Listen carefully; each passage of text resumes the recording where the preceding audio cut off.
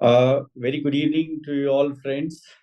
I, Sanjeev Singhal, uh, Chairman, Auditing and Assurance Standard Board, welcome you all to this webinar on key considerations in audit of listed company. We are running a series of webinars on various topics pertaining to the listed company. For example, we have done on the LODR requirements, and now this part 2 is on the requirements under CARO, the reporting requirements under CARO 2020. And friends, since the beginning of this council year, which is 12th February 2024, including the physical and the virtual program, this is our 97th program. Of course, the majority of the programs have been on bank audits. And today, now since the listed company audits have started, we thought it fit that we discuss the topics relevant for the listed company audits. And once this listed company audit season is over, we will be discussing the key consideration in the audit of the non-listed companies. For today's topic, friends, CARO 2020, it is a great pleasure that two stalwarts of our profession and who were there when this CARO 2020 was revised. One was the chairman of that committee, C. Amarjit Chopra ji, who has been our past president, who's been a chairman of NACAS, who's been a member of NFRA, is there. So the architect, the chief architect of this CARO 2020 is there.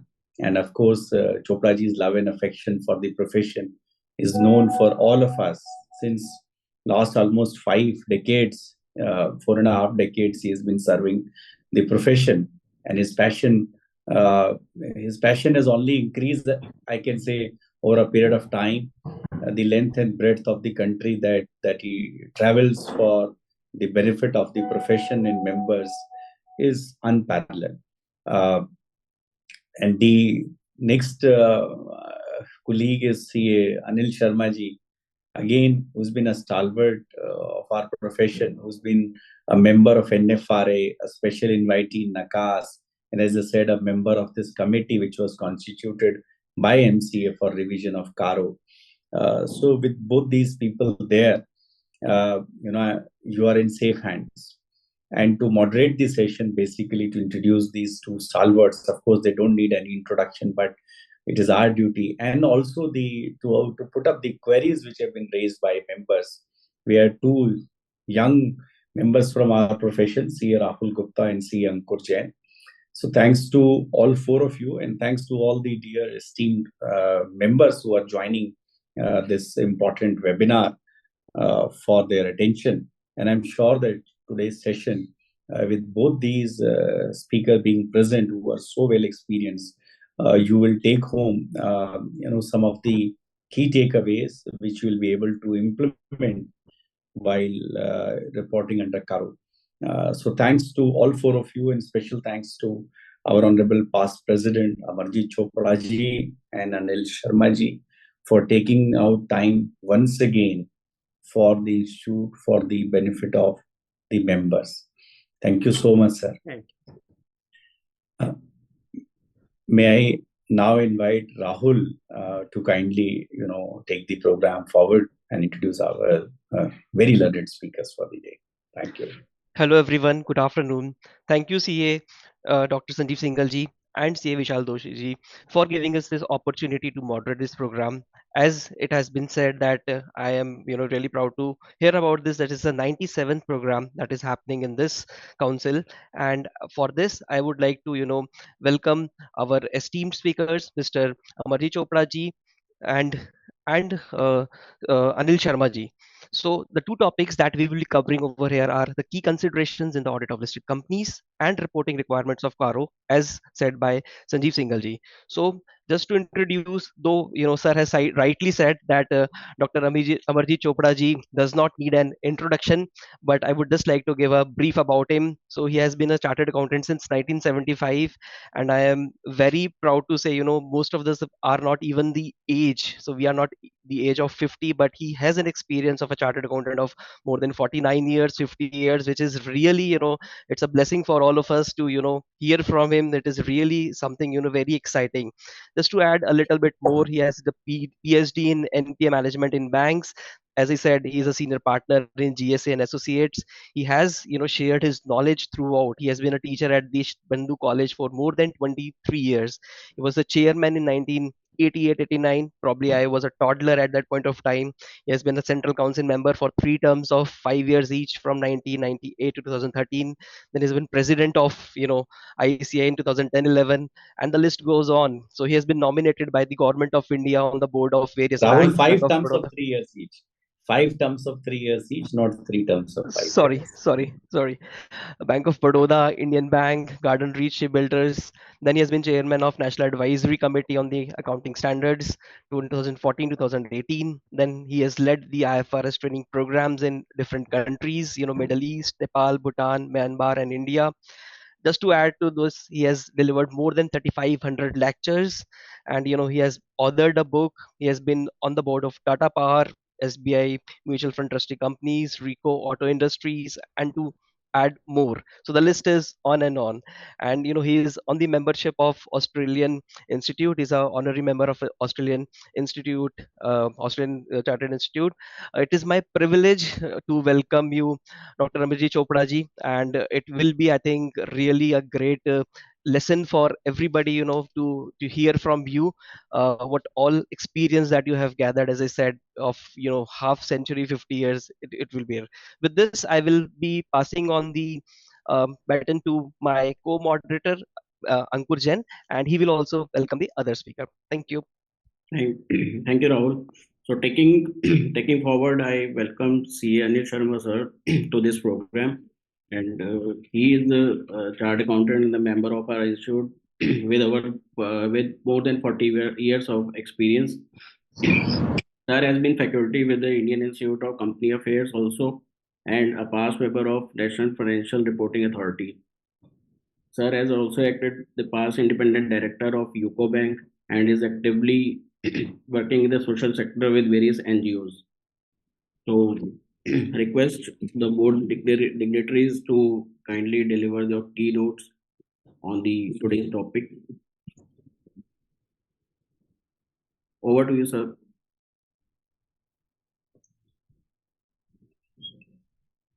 Anilji, are you starting or?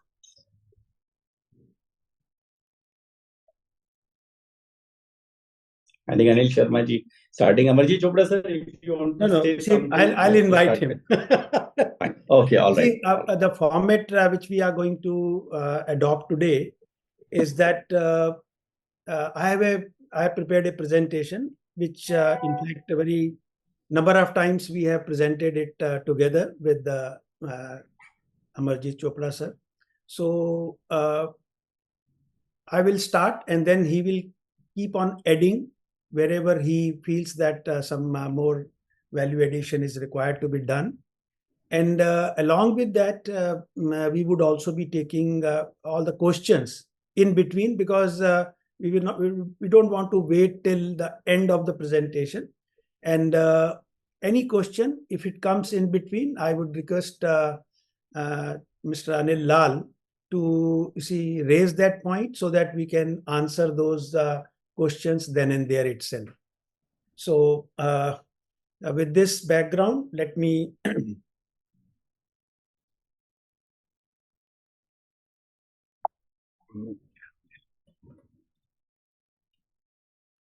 okay, so I think this is a very basic point. There's no need to even highlight this, that this company's Auditors Report Order 2020, which was notified way back in February 2020, was applicability was extended twice, and finally it was made applicable from accounting year starting 1/4/2021. As you all know that under section 143 subsection 11, the central government has powers to come out with the certain order where they can ask the auditors of the companies to report in addition to what is required to be reported under section 143 3, 4, or all those subsections. So that's an additional reporting requirement. And I think this point is also well taken, that this type of provisions where auditors are required to report additionally is, I think, is only in India where this type of separate reporting and additional reporting is there. So looking at if we look at the entire CARO 2020, there are now 21 main clauses.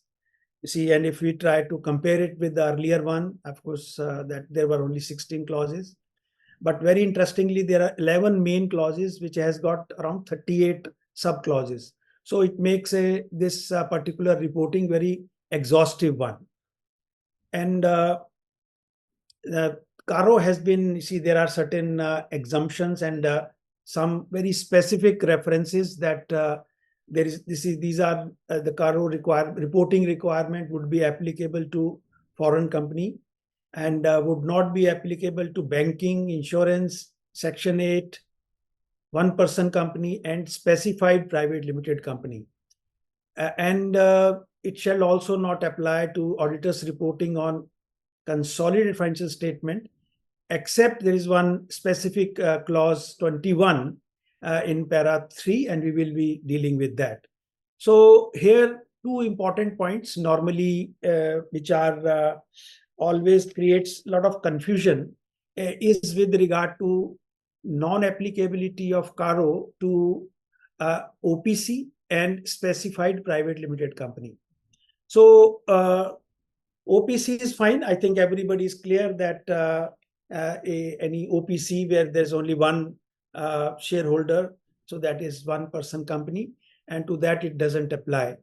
Then comes the specified private limited company. Here it is very important. The private limited company, specified private limited company, has been some thresholds are given. The order says that it will not, this private limited company should not be a subsidiary or holding company or a public company of a public company. That is one condition. Then the second condition has got 3 limbs.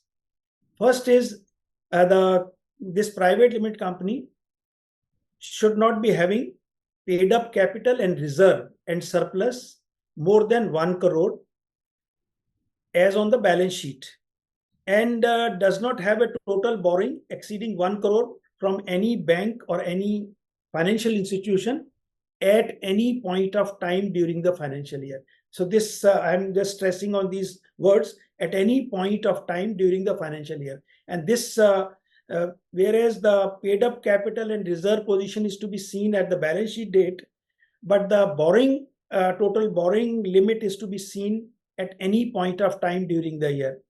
And finally, the third limb of this condition is that the company should not have total revenue, including revenue from discontinuing business, exceeding rupees 10 crores. So now this total revenue is well defined.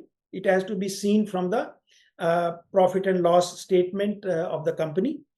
And it is very clearly mentioned that the company must satisfy all the conditions, and only then that private limited company will be exempted from this. I'm sorry, there is one, I left one point here. This is, okay. It's in my presentation, it is not mentioned, and that is it also does not apply to small company. So OPC, small company, and specified private limited company. So small company is well defined in clause 85 of section 2.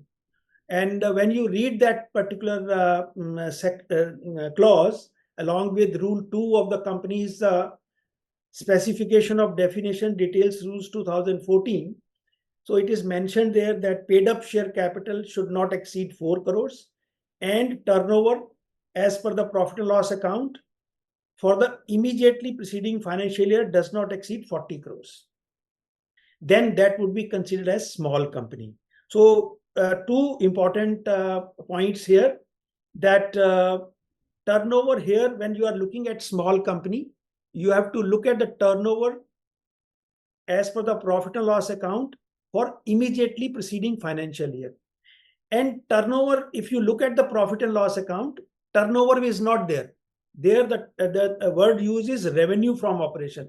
And for that purpose, you have to look at the definition of turnover, which is clause 91 of section 2. So it says that turnover means the gross amount of revenue recognized in profit and loss account. So, and when you go to schedule 3, let's say division 1, then it says revenue from operation, whether it is sale of products, sale of services, grants, or other operating revenues, that in aggregate would be, and it is not the total income, it is the revenue from operation. So revenue from operation, after that one more terms come, that is other income, and then total income is arrived at. So you have to be very careful while looking at it. And this turnover is to be seen for the immediately preceding financial year. And again, both the conditions, paid up capital. Here again, one more very important distinction is, here they are talking about only paid up share capital. But when you come to the specified private limited company, it is talking about paid up share capital as well as reserve and surplus. Both has to be seen together. So number of times one point is raised to me about this, that whether I should be looking at the definition of small company, or I should be looking at the definition of specified private limited company. So my answers to them, and once again I would like to reiterate that here also, that if the particular company falls under the definition of small company, there is no need to look at anything in specified private limited company. Then it is exempt, because small companies are exempt from the coverage of applicability of CARO. So Chopra sir, I think I have talked about overview. Then if you want to add one or more 2 points here, you are most welcome. Thank you, Anil. Of course, you have given a very good background of the entire thing. The only thing that one will like to say is that there appears to be an inconsistency between the two exemptions which have been given. One with regard to the specified private limited companies, and one with regard to the small companies. It would have been better, I would only put it this way, that government would have raised the specified private limited companies exemption level also to the level of the small companies. It would have reduced some kind of a inconsistency between the two. There would not have been a need to first look at the small company and then go to the private limited company. I think anything now which falls within the definition of the small company, except for the purpose of the borrowing, if you ask me, nothing becomes applicable, because the kind of paid up capital we are talking in case of the small company and the kind of turnover we are talking in the case of a small company is much higher compared to the specified private limited companies for that matter. So, and even if one condition is not satisfied, then you lose the exemption in that case. So there are reasons to feel that probably the government would have been well advised. And of course, we did have a talk in MC on this particular issue at one particular point of time, that we need to make it more consistent now. Maybe that the government in the times to come may like to do it and probably reduce this confusion. This question arises time and again, and to you only because of this particular factor. Otherwise, this question would not be raised to you at all. That's right, sir. So, Anilji, any at the moment you have any question in the from the participant? Because what has happened is that the definition of small company has been amended later, actually, yes. And CARO had come earlier, and some or the other the exemption limit has not been changed for reasons best known to the government or to the authorities. I think institute can also take it up with the government that this requires some kind of a change. And another inconsistency is also there in specified private limited company also, because when you look at the total income there, so there the word used is total revenue. including, but when you go to the profit and loss statement, there it is now total income and not revenue. So the terms used is income from revenue from operations and other income, then makes total income. So total revenue word is not there anymore. So I think that also small point, but that also requires some modification there. Yeah. Okay, so let's move to now to para 3, where different clauses are there. And what we will do, I'm sure that all of you are well conversant with the CARO 2016. So we will be giving more stress or more explanation with regard to additional requirements which has come in. So starting with that, so the clause 1 of para 3 is basically relating to maintenance of proper records of property, plant, and equipment. Of course, the word still used there is fixed assets.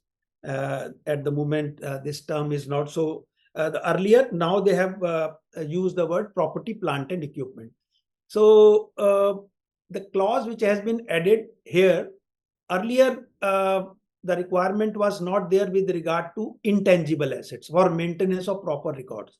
So maintaining proper records showing full particulars of intangible asset is actually an additional requirement which has been brought in clause 1 as by adding it. So there may be a question, what type of record would come in intangible asset? Of course, you have to look at the definition of intangible asset. Whatever has been recognized as intangible asset, we are not going into that at the moment.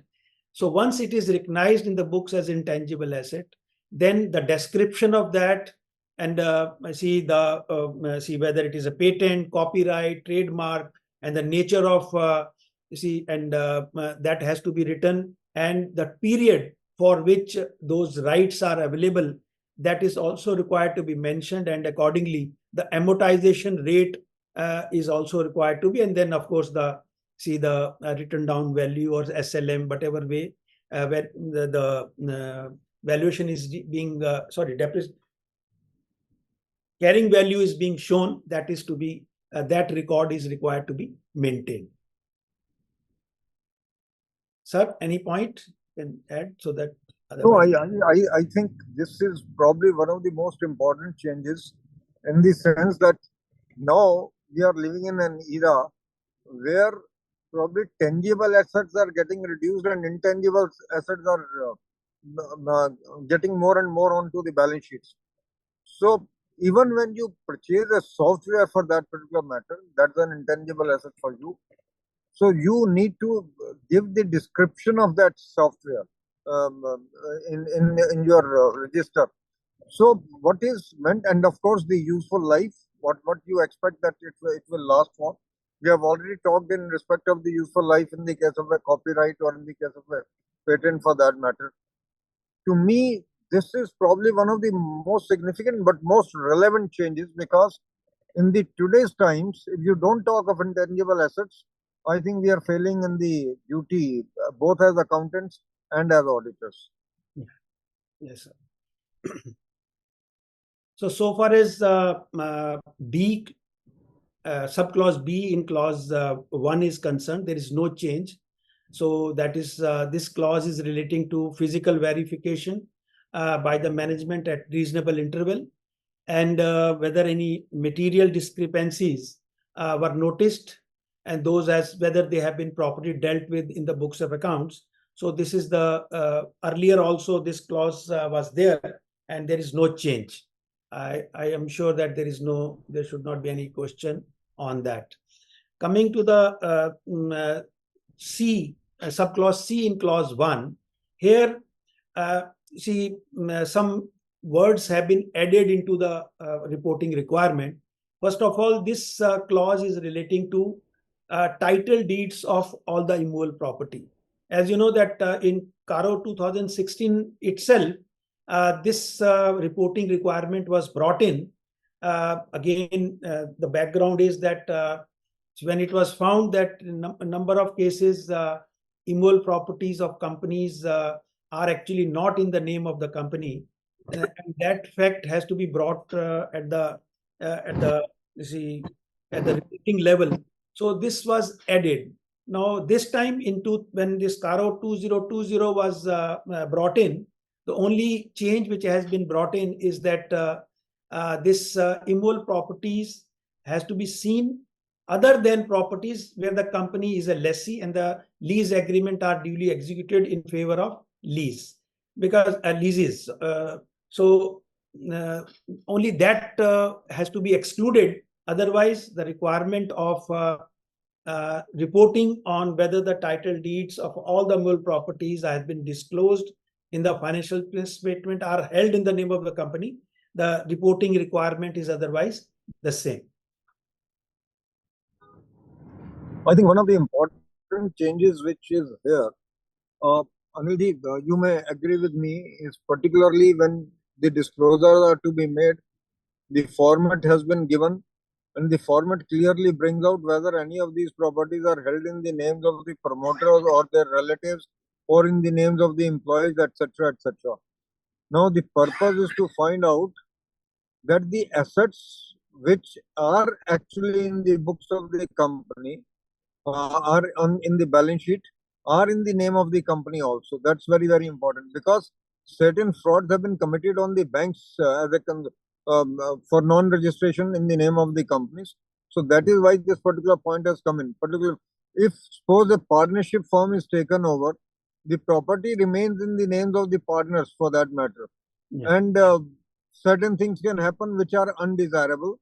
So to prevent that, it has been said that the auditor must bring out, or the management will first bring out, which are the properties which are not in the name of the company, so that it is very clear to the reader of the financial statement as to what is going to happen.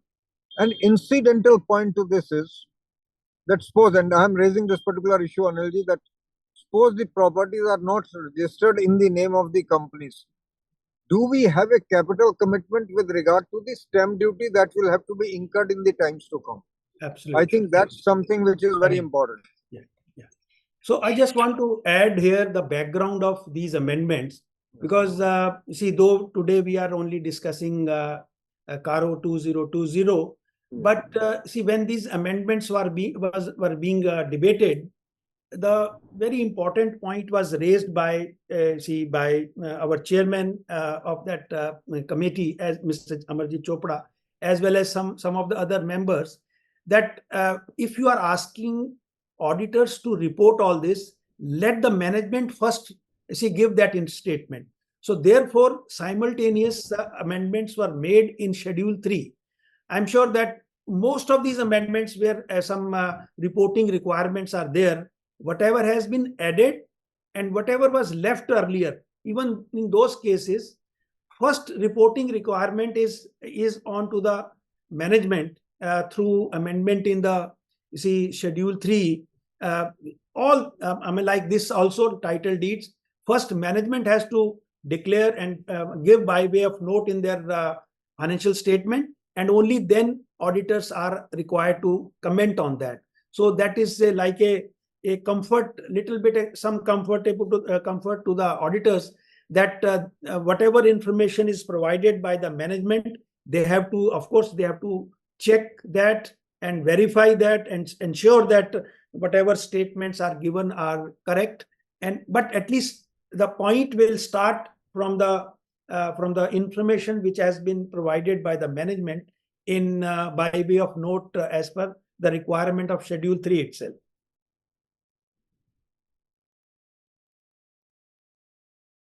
Okay, so now come to the new clause which has been added here. Now this is very interesting clause which has been added, and the background of this is that when CARO 2019, when we were debating somewhere in 2018-19, so at that time, a lot of bank frauds or cases where cases were referred to NCLT. And there it was, she noticed that the valuations based on which banks' limits were utilized, banks' loans were taken, those were at that time, the valuation of the properties were very high. But and as and when companies went into some problem, into, let's say, into resolution process, then whatever valuations were taken, those were very, very low. So to address that issue, this reporting requirement has been brought in, to keeping in view that it should not happen. So what is required? It says that whether the company has revalued its plant and machinery equipment, including right of use asset or intangible asset, or both, during the year, and if so, whether the valuation is based on the valuation of a registered valuer. Specify the amount of change. If change is 10% or more in the aggregate of net carrying value, then that is to also required to be, then it is required to be reported. So two important points here. So that one is the valuation by a registered valuer. Now you know that section 247 of the Companies Act has now been brought into operation. So all valuations which are required to be made under the Companies Act, which are relating to any section of the Companies Act, those has to be done only by the registered valuers. Those valuers who are registered with the IBBI, and only based on that. So first thing which has to be confirmed by the auditors, if there is a revaluation done during the year, whether that revaluation is based on the valuation of a registered valuer. And then, of course, if there is a change more than 10% in the aggregate of the net carrying value of each of the property, plant and equipment, or intangible asset, then that is also required to be reported. Sir, I think I would request you to add, the point which I was raising with regard to, those cases where, yeah. I think, Anilji, you have already covered it well. I don't think I need to add anything except for the fact that the purpose is that in case the value of any of the plant PPE actually, or any class of PPE actually going up by 10% or coming down by 10%, in that particular case, people ought to know, the reader of the financial statements ought to know which asset has actually got declined or you can say appreciated. So that right has been given, and particularly 10% is a significant amount, if you ask me, from the materiality level. So it is primarily with a view that if you revalue land, building, machinery, or anything else, particularly when you revalue intangibles, and revaluation of intangibles can be pretty dangerous for that matter. So the right has been given to the reader of the financial statements to know as to, number one, that the revaluation has been done by an engineer who is technically qualified to do so. And secondly, if it is more than 10%, what is the change which has actually taken place? So that if at all anybody has to raise questions, if it is raising some kind of eyebrows, the questions can be raised. Yeah, that's right. That's good. So the last subclause which has been added into subclause 1 into clause 1 is again a very important clause. Now here auditor is required to report whether any proceedings has been initiated or pending against the company for holding any Benami property under the Benami Transaction Prohibition Act 1988 and rules made therein. If so, whether the company has appropriately disclosed the detail in its financial statement. Now, this is a very interesting point, and members always raise a question, how to really verify this? What is the source for them to verify this? Of course, the very first source is that what the management has disclosed, because this is also a point which, as per the Schedule 3 requirement, management is required to report. So that is one point. And the second point is, auditor will not be simply relying on the statement or the presentation given by the company, they have to do something extra. What extra? I mean, then there can be, see, Mr. Chopra always gives that kind of a example that when you are, let's say, scrutinizing the professional, legal and professional charges which has been debited into the books of accounts, and you find that in one particular case the fees has been paid for some case relating to Benami property. So this type of, you have to, auditor has to really be very, very open and in looking at, and maybe sometime you can verify this from other sources, sometime even social media or even media, some newses are there. So it has to be, it's a very difficult task to, you see, to go beyond what management has mentioned in there. So it is a tough job, but the idea is that whatever steps, whatever additional efforts auditors have made to identify this, that should be part of your audit documentation, that what extra they have done to ensure that whatever declaration has been made by the management in Schedule 3, you have done something to verify that, to whether that's correct or not. But it's again a very important, because number of times it has been, and you see, sometime it has been another different type of cases are also there. Some property is under investigation, and that is it has been shown that company owns that, and company has not, you see, shown that property in its books of accounts. Both way, some properties are in the books of accounts and some are not in the books of accounts. So both sides has to be verified, and again it's a difficult task. So maybe Mr. Chopra would like to add another step what can be done. I don't think I will have to, I can add any other step to this, because if anything is outside the books of accounts, how to track it? It's a real difficult question, except under the social, either it is in the social media or it is in the media. I think for an auditor to really get into that, or scrutinizing, of course, you have already said the legal bills. Now, suppose the company has paid for the promoter a legal bill. The description very clearly says Benami transactions in the name of the promoter. I think from there, if you can take a lead and can get into this, it's fine. Otherwise, any property which is not in the books of accounts and then being able to find out that it is being held Benami by somebody, it will be very, very difficult. Sir, I have seen that because this type of observations are very important when it comes to the, you see, when somebody has to appear before law enforcing authorities. So they always raise this type of questions. Why you have not seen this?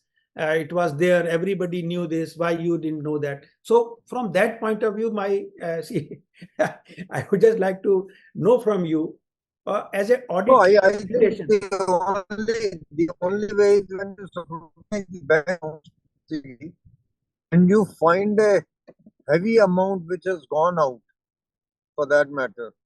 In that case, you can get deeper into the matter, you can have a deep dive into the matter and find out whether any property has been acquired which is not there in the books of accounts of the company.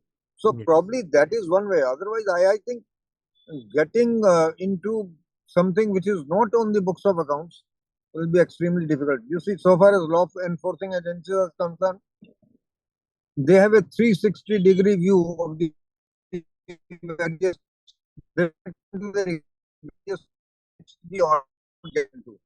that has to be taken care of, and I think it's for each one of us, and particularly ICI, to go to the law enforcing agencies, go to the government and tell them a particular protocol should be followed to really look into these kind of situations, not otherwise. Yeah.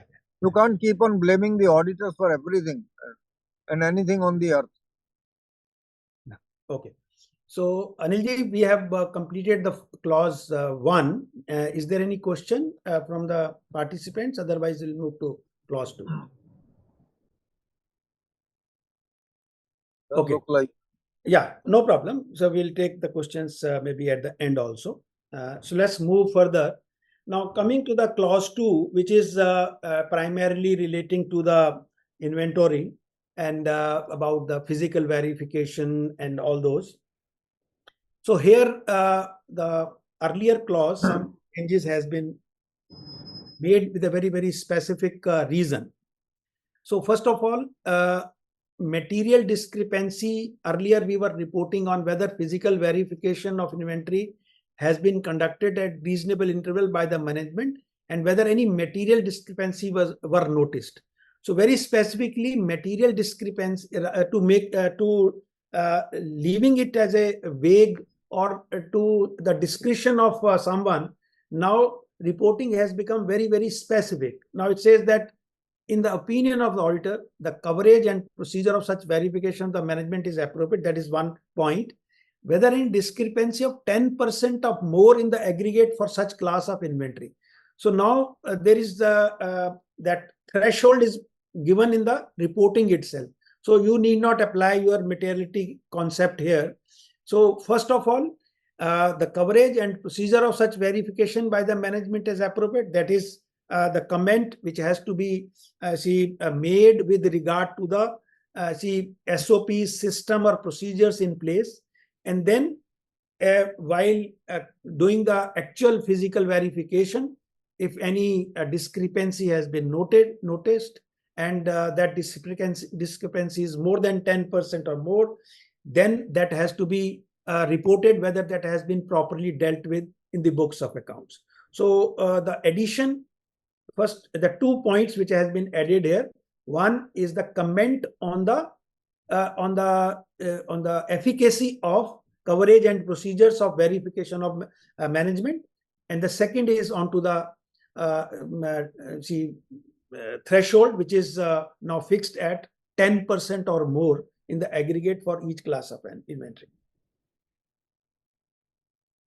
Anilji, here I will like to say one thing that Please, sir. When we are talking of the coverage,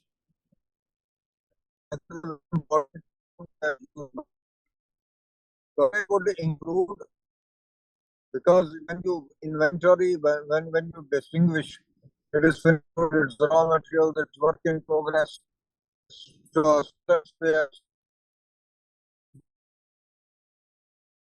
So your voice is cracking. Parties. No, I think one of the very important points is the materials or which have been sent out for the job work and are lying with third parties. Now the coverage of that is very, very important, because a number of times it has been known that where the material parties which were sent out for job work have been there for 2 years, for 3 years. Actually, there's no material lying there and nobody has actually physically verified that. So coverage should include even the coverage in respect of the materials lying with the third party. Most of the time, the auditors have been taking a certificate from the third parties that these materials are lying with us. But who actually physically verified them? To me, that's again a very, very important thing. And so far as the procedure is concerned, I think this comes out primarily out of the COVID period, if you ask me. Because during the COVID period, we had a different procedure. Rather than physical verification, we had the verification through the drones also. We had the physical verification carried out through the videos also. So I think that is becoming very important. When the auditors could not present themselves, they made sure through the video that someone else was actually physically verifying the inventories. So both this coverage as well as procedures have been given a different meaning today. When I say have been given a different meaning, a very significant meaning today. And particularly after COVID, this procedure part has been extended. Rather than being you are physically present, you can have some other procedure through the videos or through the drones, the physical verification which can be carried out. But the efficacy of that, the auditor have to really Right. Okay. So let's move further. this clause 2, subclause 2 has been added to, sorry, subclause B has been added to clause 2, is altogether a new clause. So, and in fact, a lot of hue and cry has been raised when this reporting requirement was brought in. And once again, I would say that this amendment is relating to, with regard to filing of, quarterly returns by, or returns of their inventory with the banks and institutions from where loans has been, or cash credit limits has been, working capital limits has been taken against the security of the current assets. And then accordingly this reporting requirement is there. Of course, the first company has to give the reporting in schedule 3, and then as an auditor we have to report. Now look at this first. Let us look at the see the requirement. First of all, whether during any point of time of the year the company has been sanctioned one working capital limit in excess of 5 crores. So whereas in schedule 3, the reporting requirement is 5 crore limit is not there. So company is required to report on this matter in spite of irrespective of the limit. Whereas the reporting requirement in CARO comes only when these working capital limits are in excess of 5 crore rupees. That is one point. And then of course this has to be seen in aggregate and from banks, institutions. Now, the word used is current assets, which can be your inventories, your receivables, and even work in progress from that point of view. Whether the quarterly returns or statements filed by the company with such banks are in agreement with the books of accounts of the company, if not, give details. There's a quite possibility that banks or institutions may insist their clients or their corporate clients to submit them these returns with regard to current assets on monthly basis. But reporting requirement is on in CARO, it is only to be seen on quarterly returns basis. So and then as so far as company is concerned, they have, if it is not telling, then they have to give details and also prepare a reconciliation. And based on that, auditors can make a comment. Now, first of all, let's just keep that in mind that this is not merely a reporting on this particular aspect, but this will also make raise 2 points. One, suppose there is a common observation in let's say out of 4 quarters, you find that in at least 3 quarters, the current assets which has been filed with the bank are lesser than what has been shown in the books of accounts. So the very first question which should come in your mind, are those stocks, first of all, are there? If there, are they out of books?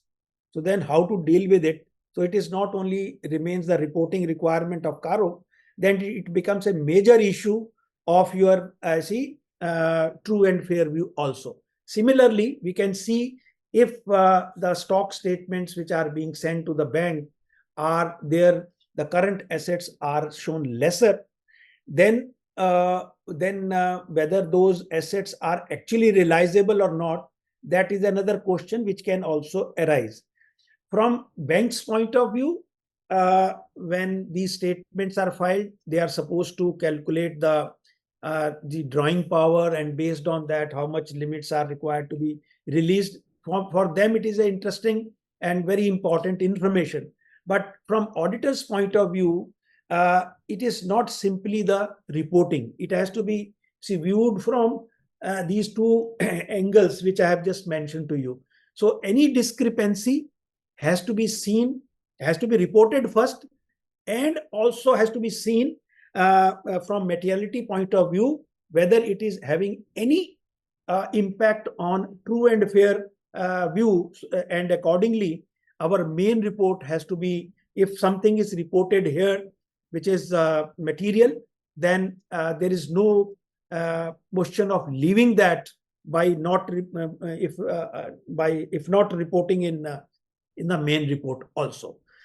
So 2-3 important practical issues which are now emerging is number of times members say that now after second year, now companies have become very smart, and then they are virtually taking like a stamp from the bank that whatever as per the books, those are the actual statement which has been filed with the bank. So I think we can't do anything there. But of course, at least at the year end, when you have done the physical verification, you have gone through the physical verification exercise, and then comparing the stock statement which has been filed and which are as per the books of accounts. So definitely that will give you a very correct information, and accordingly you can make out what has happened actually in the company, and go further in your checking in those respects. Sir, any point there? I will only like to say, Anilji, that this is a point which has come out of huge losses suffered by the banks on account of the cash credit accounts, where the stock statements which were filed were never as per the books of accounts. And I can tell you, Anilji, also that, and the other participants, in the last about 2 to 3 days, the people who are on branch audits have been coming back and asking one of the queries. Since one is receiving certain telephone calls, I am sharing with everyone here that as on 30, because 24th balance sheet will not be there. The balance sheet as on 31st March 24 is not there. But if they look at the balance sheets filed on 31st March 23, and they compare it with the stock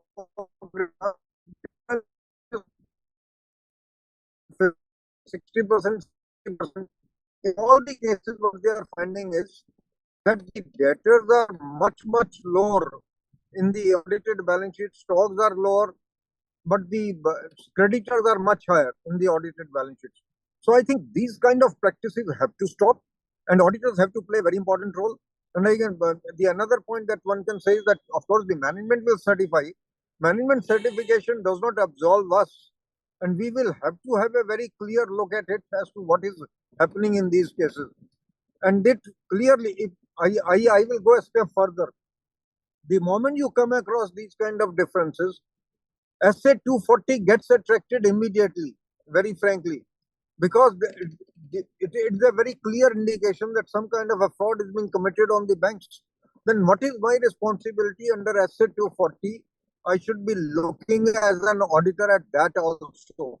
Yes, very important. It does not, and I think the point which has been raised by you with regard to the true and fairness, I think that goes without saying, that if what they are reporting to the banks is much higher and what they are reporting here is much lower, whether there is a credibility with regard to the return that they give to the banks, asset 240 is immediately getting attracted.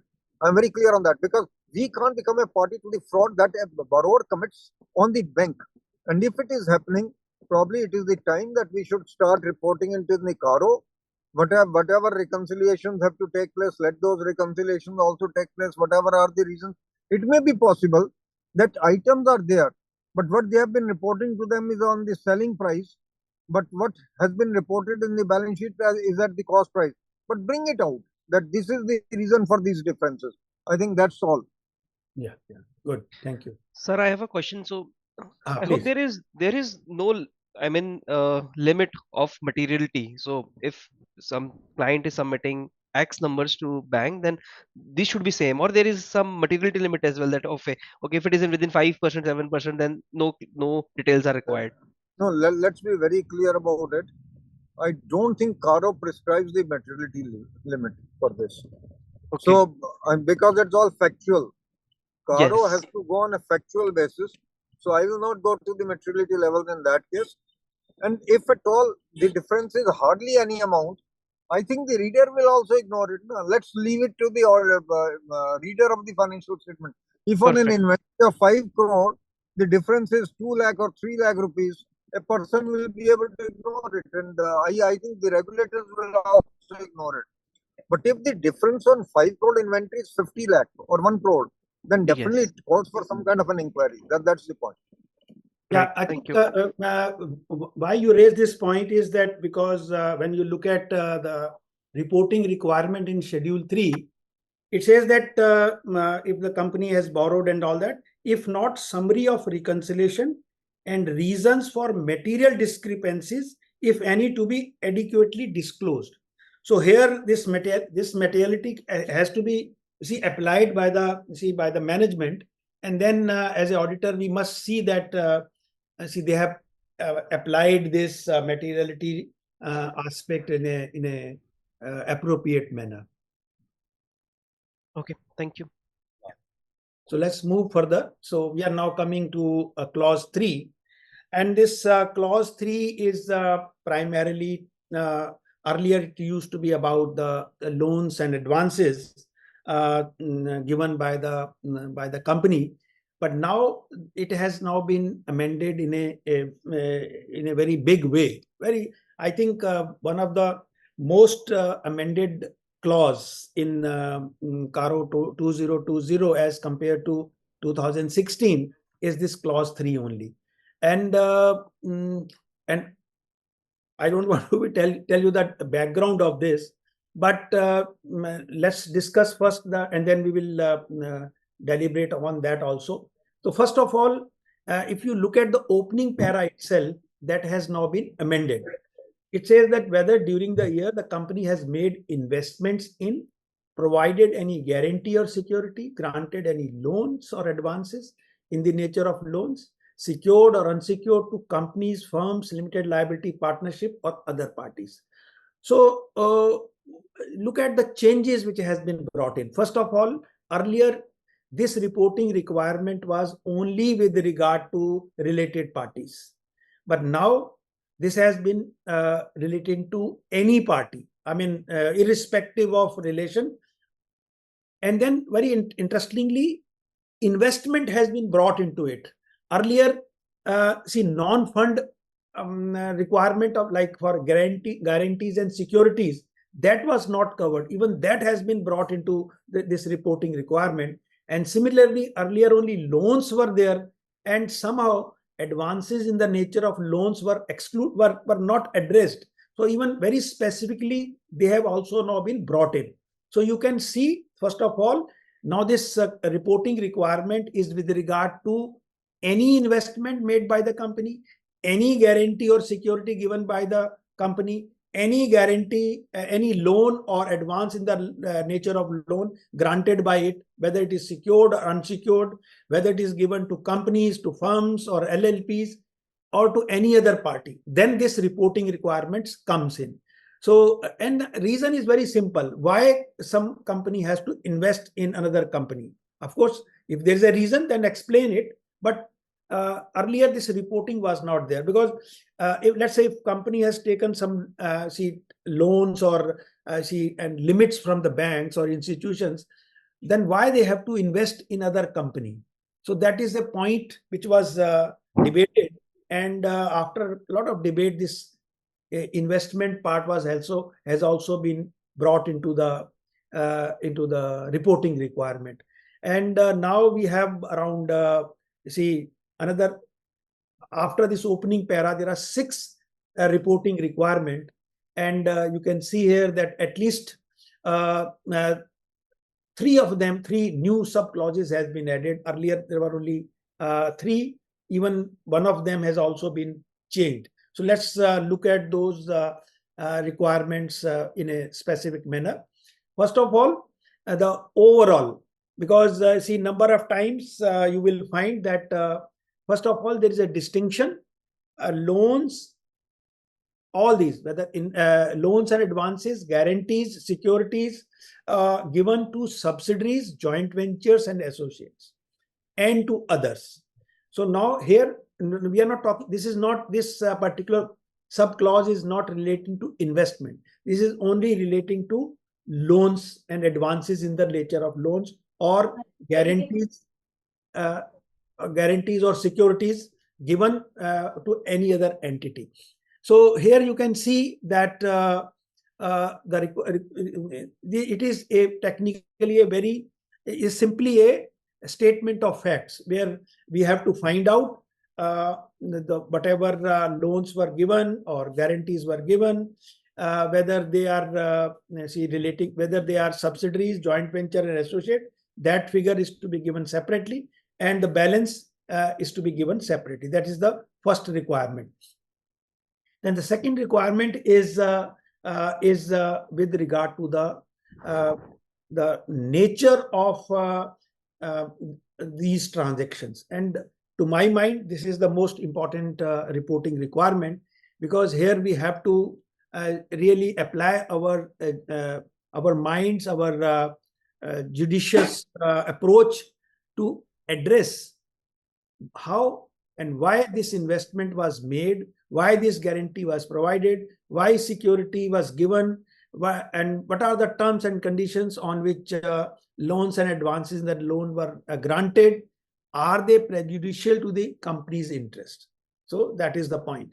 So let's take a case. I mean, sometime practically there are a lot of issues comes during this period. For example, there is a subsidiary company to which a company has given loans, and the subsidiary is making losses, and now and further loans has been granted in this particular year when you which is under report.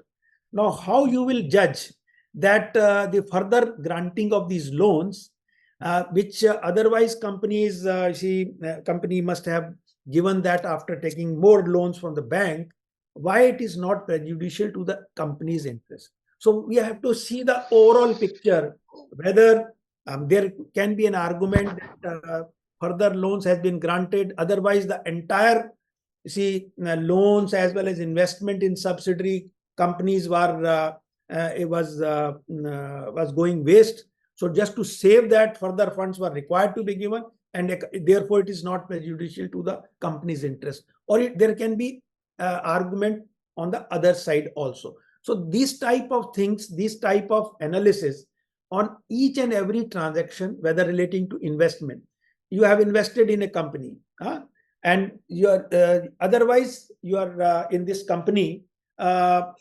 surplus funds were not there. So you have invested only from the bank loan or from the or taking another loan or even private loans.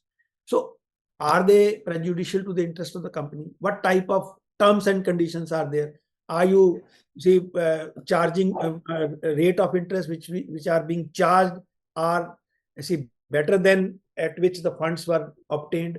Whether that that itself is the important point, that if some funds has been acquired, the purpose of the, what is the purpose of that fund? Are they diversion of funds for for making further investment or granting further loans and advances in the nature of loans?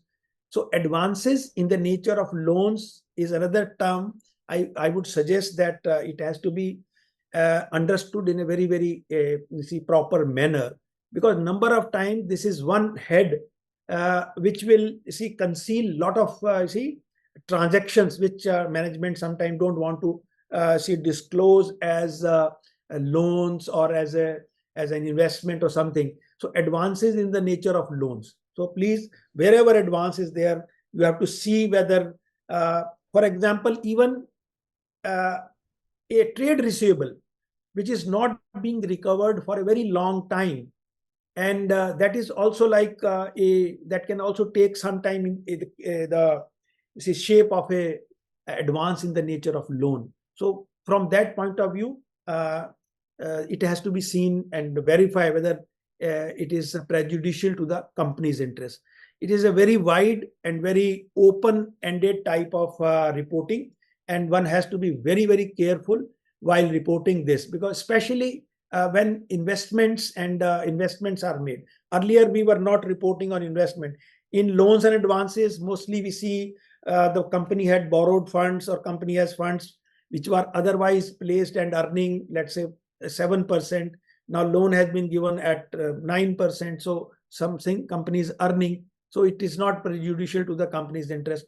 But suppose the other company is a company which is not likely to repay that. So those are then not prejudicial to the company's interest. So from that point of view, each and every transaction has to be simple. Similar is the case with regard to investment. Why that investment? Whether that investment is likely to give you return in near future. All those aspects are important. And of course, there are cases where the example which I gave about the subsidiary company, when you have a wholly owned subsidiary company, sometime even when they are making losses, you have no choice but to give them more funds.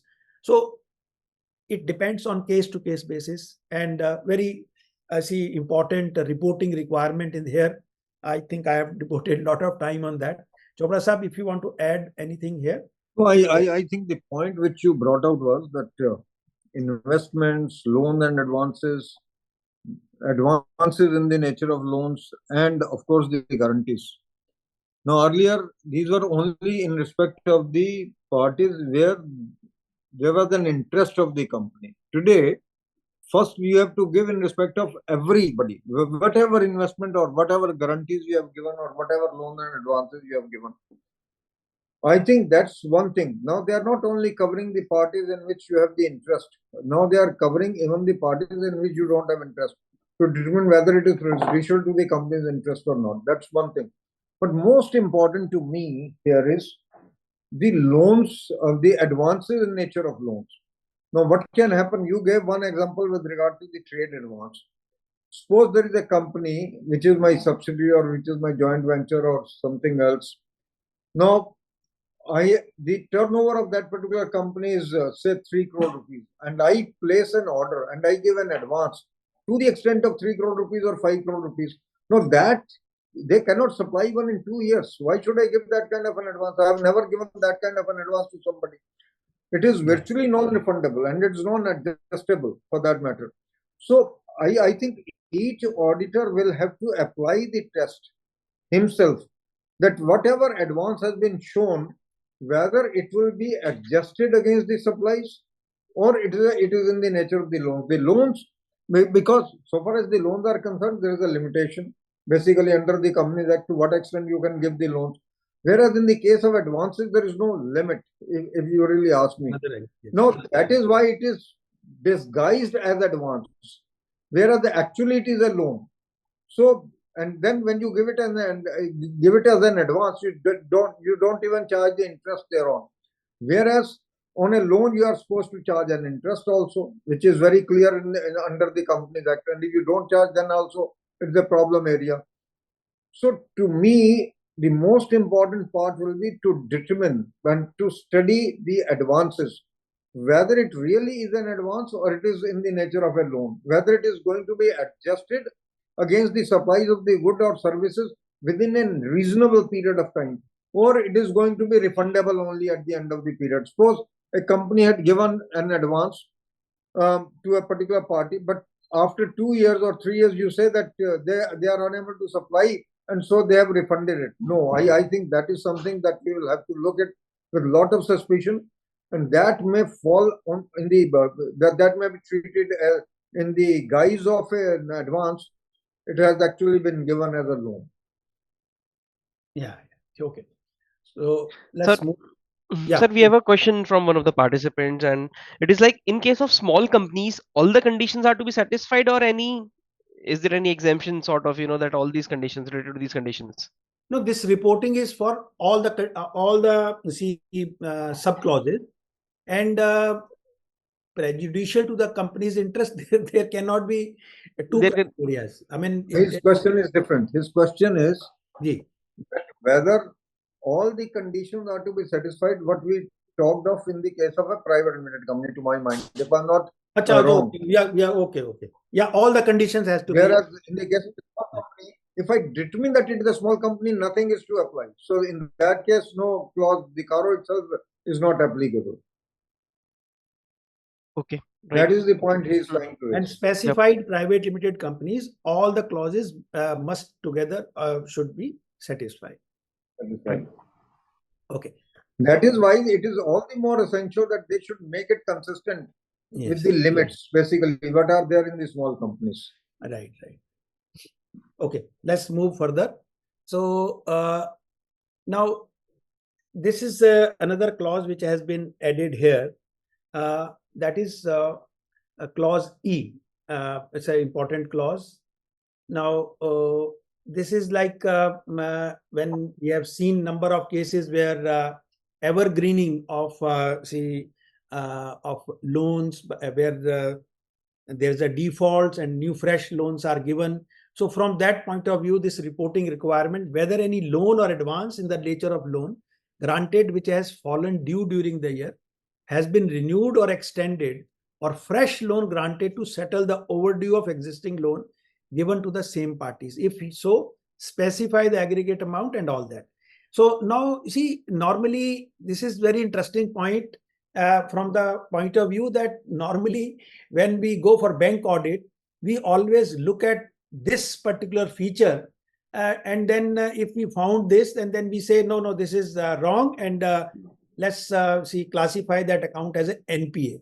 So from that is from the, when we go to the bank audit. But from company's point of view also, so this is now required to be reported. So maybe sometime it is a very good idea that whenever you are going for a bank audit and you are looking at corporate advances there to companies, then verifying this particular aspect from the reporting of the auditors also. So if auditor has already reported that in some, if any, then there is absolutely no further argument for you to not to do that, because if auditor has already done that. So that's one additional point which came to my mind. That is, of course, with regard to bank audit. But this requirement is that when the company's loans and advances, and when you are looking at it, and especially when those loans are falling due, you have to see how they have been renewed, how they have been extended, how. So if they have been renewed or extended by the company where the banks has granted them additional loans, and those loans were straight away settled overdues has been settled with that. So that has to be reported by the company, and accordingly we have to report on that particular point. So here one or two practical questions. Sometime if a company has got a CC limit and they also have a term loan account, then sometime if they have a still some limit which can be drawn from the CC account, and from there it has gone to settle the overdue term loan account, then it's okay, then it is fine. But it is only has to be seen that it is not a evergreening process which has been adopted. Otherwise, the loan would have the company was not having sufficient funds or to repay that, and only through granting additional loans they have been settled. So that is the feature which has to be reported there. Anilji, here, yeah, actually this is the loan and advance which the company has granted. Yes. So if the company has granted it to somebody, okay, I'm sorry, yeah, and they keep on renewing it or giving extensions to this, it is being covered here. So it is not the loan which they have availed from the bank, basically. Bank so audit a slight difference to this. So what happens is that suppose you are given a loan to as your subsidiary, joint venture or someone, and when it falls due, what you do, you extend the term, or you give him a fresh loan to settle this particular overdue. So whatever we are talking in case of the banks, that the banks can't do it, I think the similar thing applies to the companies also, that the companies also can't do it. There is no way that the companies can keep on extending the terms of the loans or the advances in the nature of the loans. So I think this is a very important feature, because most of the companies do it. Of course, one of the ways the companies can do it is that once the loan becomes due and they know that the subsidiary or joint venture cannot pay, probably you can go in for merger amalgamation. So the entire thing gets eliminated. That's one of the ways to actually do it. But what I'm trying to say is that this is something which we need to be very, very careful as auditors. It is very much possible that I've given them a loan, but I may not give them a loan. I may give them an advance, which is in the nature of the loan, and then they repay me my particular amount. So that should not be allowed. So, but sir, in this case, it is mentioned that not applicable to companies whose principal business is to give loans. Yes, it is like NBFCs. No, Now, if it is an NBFC, to them it will not be applicable in any case. Now, when we were comparing it with the banks, so if it is in the case of banks, it is not. No, but what I am trying to say, please try to appreciate it. Not applicable to companies whose principal business is to give loan. Now, if they give loan to their subsidiary and then they apply this particular thing, it could be a different matter, because then they will be covered by the prudential norms. They are not to be covered here. They will be covered by the prudential norms there. So let's move further. So another clause which has been added is whether the company has granted any loans or advances in the nature of loan, either repayable on demand or whether specifying any terms or period of time. If so, specify the aggregate amount, percentage thereof to the total loans granted, and aggregate amount of loans granted to promoters and related parties out of that. So number of times it has been seen that when you ask them what is the repayment schedule of the loans which has been granted by the company, they say they are either repayable on demand or without specifying term. There is no as and when company demands, those will be paid.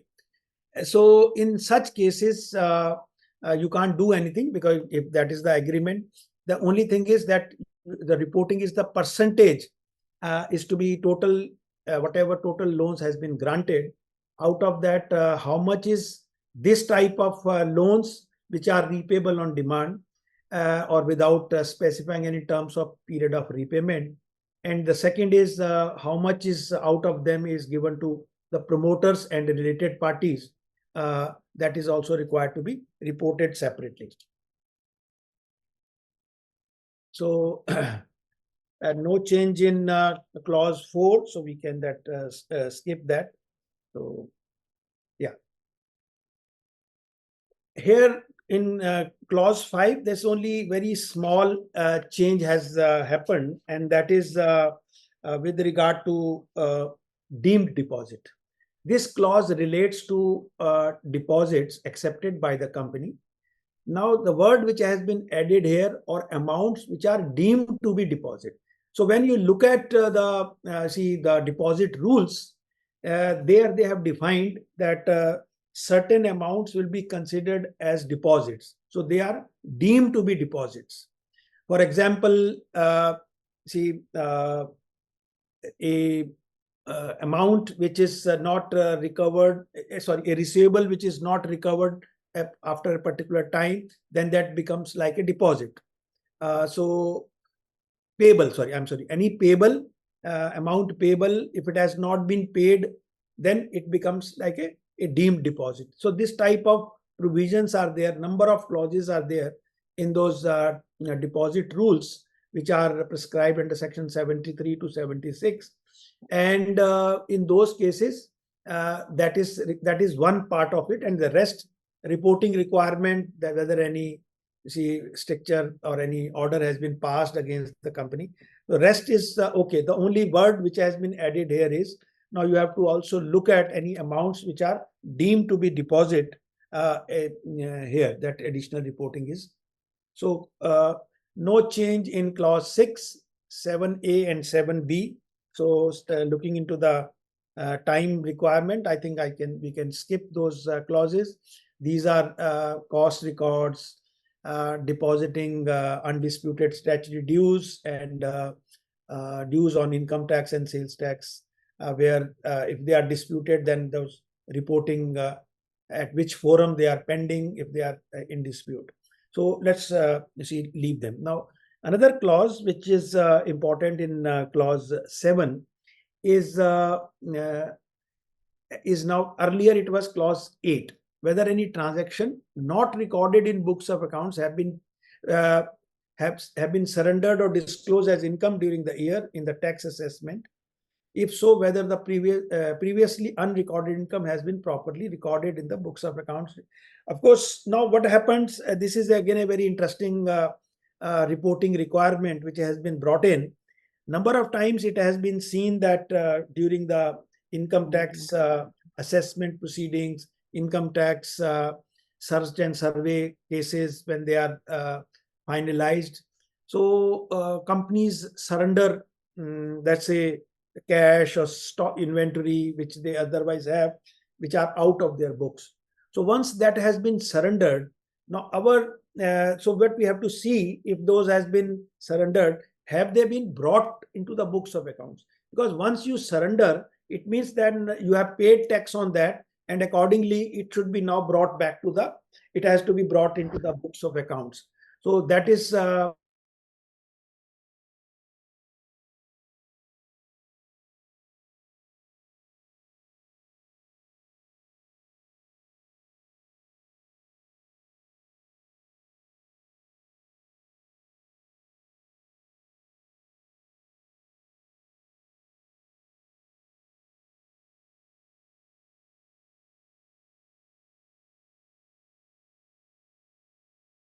clause 8. In clause 8,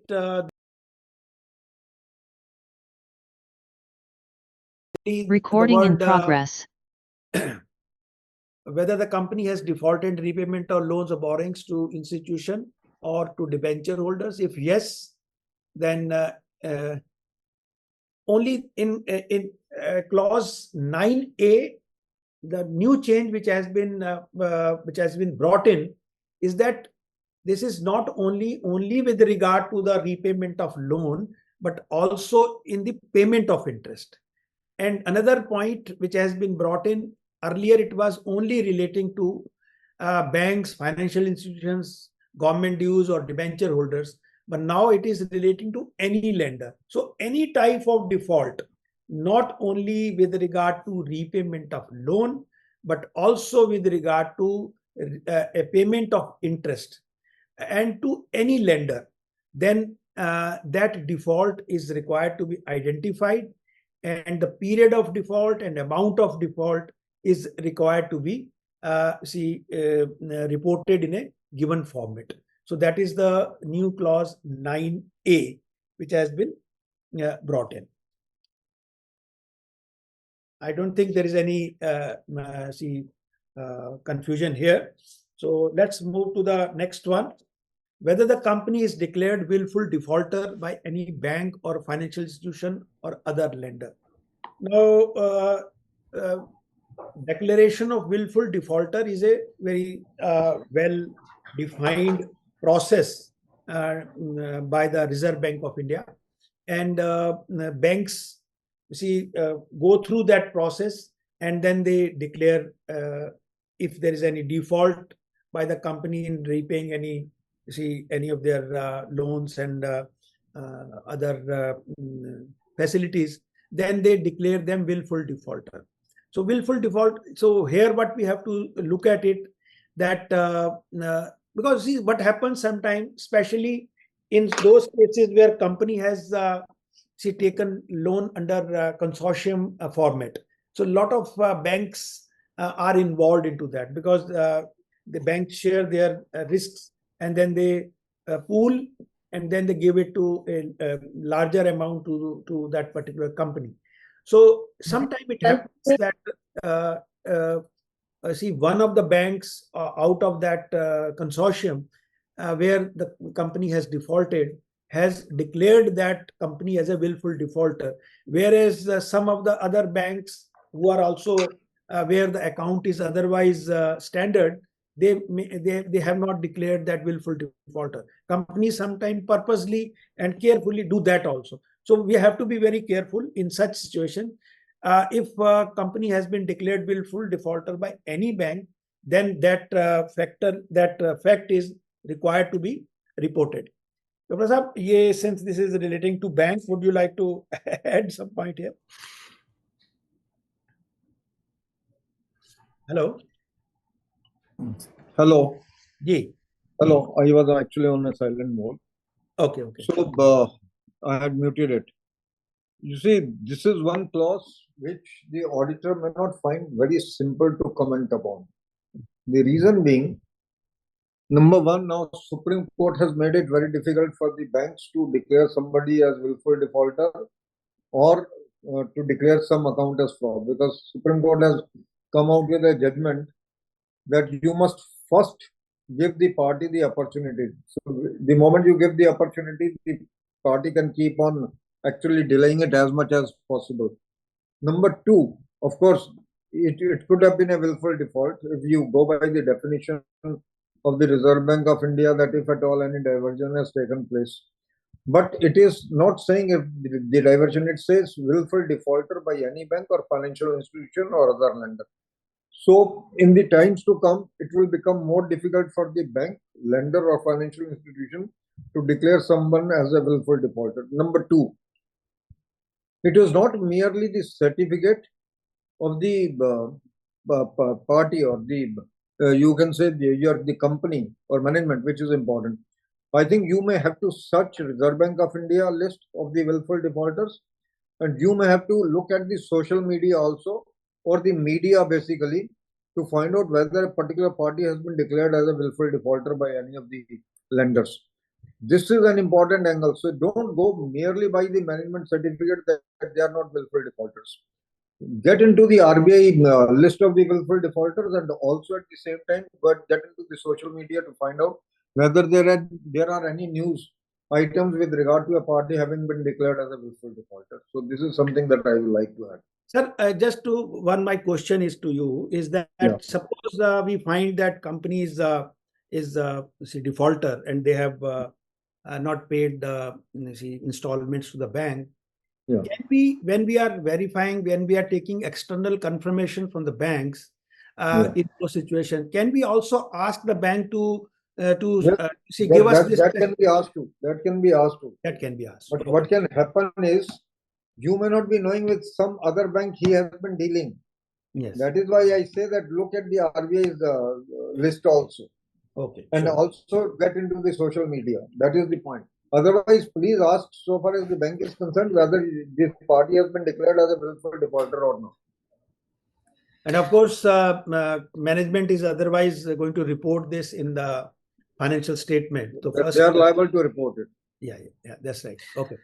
Sir, we have a question. Can I? Yeah, please go ahead. Yeah. So this is related to the investments, loans, and advances by the company. So we have talked about, if the companies have given loans or advances to any subsidiaries, joint ventures, or associate, is it also applicable if the company has given a substantial loan amount to any of its employees?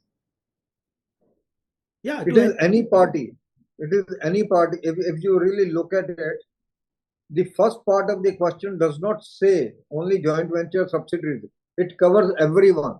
Other parties is also there. Okay. So other parties cover employees. Okay, right. Thank you. Okay, so let's move further.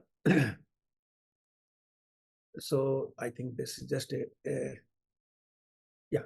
So this is very interesting. Another reporting requirement. Of course, it's an old requirement. Whether funds raised on short-term basis have been utilized for long-term purposes. If yes, the nature and amount to be indicated. So why I am though it's an old clause, but why I am raising this is that it's a very important reporting requirement. Number of cases we have seen that, and it is very apparent sometime that the company has taken working capital limits, and out of that company has made long-term investments, and sometimes that is very apparent from the cash flow statement which is being prepared. So in those situations, this reporting is important. First of all, the very important point is reporting is one part, but when a working capital amount is used for long-term purposes, then see the cash flow of the company gets impacted, and company's short-term liquidity gets affected, and because of that there can be a fatal situation where company falls into a default mode, where they are a defaulter mode, and sometimes they are not able to pay their short-term liabilities, because whatever was there as a short term, they have invested in long term purposes. So very I would say important reporting requirement, and should not be seen simply as a reporting requirement, but has to be seen from, because you see there are number of places where we have to now report on the company's ability to repay its liabilities in next 12 months. So from that point of view, this is also very important, that how their short term funds has been utilized. If they have used for long term, of course, then this would their immediate liquidity will get impacted. From that point of view, this reporting is important. So another, yeah, please. Yeah. So we have question with regard to clause 3. Yeah. And it's like, what is stood guarantee, and does it include bank guarantee also? This is question from one of the audience.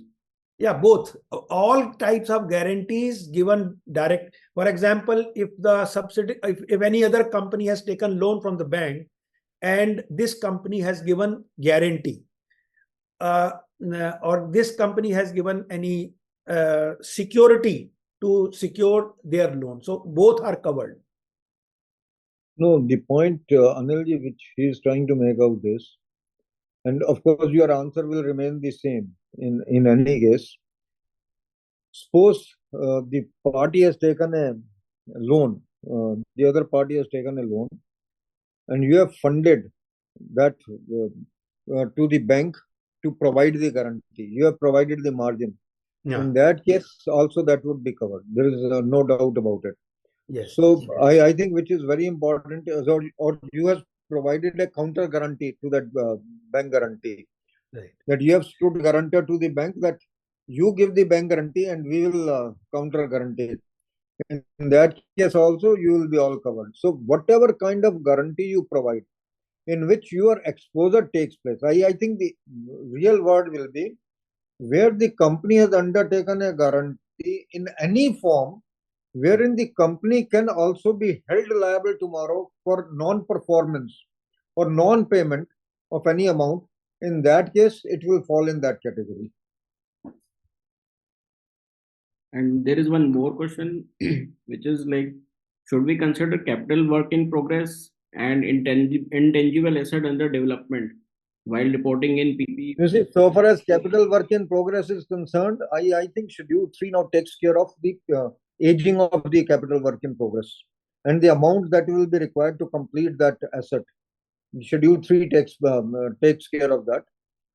So far as the other work in progress is concerned, that is being taken care of by the CARO. Okay, thank you. See, first of all, I just want to add, if you look at the schedule, there where there is a non-current assets, property, plant and equipment, and intangible asset. After that, there are two very specific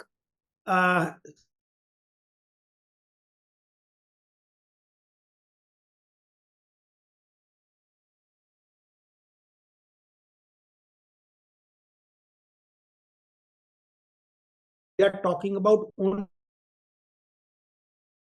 and intangible asset. Whatever comes under those two heads are required to be, and capital work in progress and intangible assets are not required to be reported there. But as Chopra Sahab has just rightly mentioned, because this issue was also raised in a very interesting manner.